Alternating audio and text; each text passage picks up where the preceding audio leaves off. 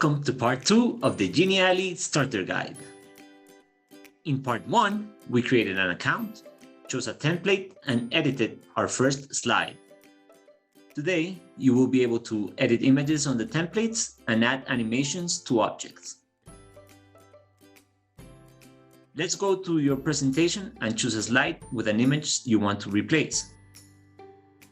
Click on the image and a small menu will pop up on top of the image. On the right side of this menu, you will see a Replace button. Click on Replace.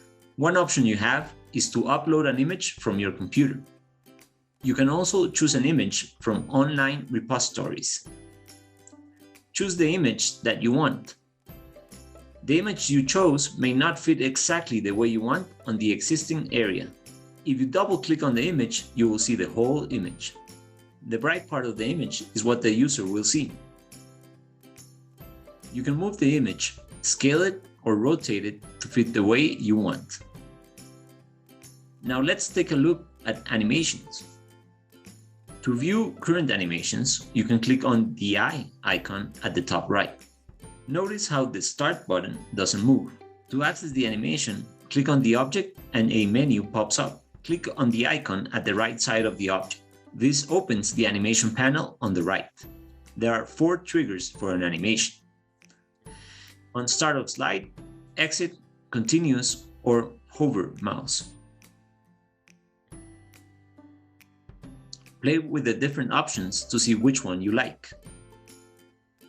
Click on Preview again to see the way the animation is working. If the object is just there at the start of the slide, you can go back and edit the entrance animation. Play around until you get a fantastic slide.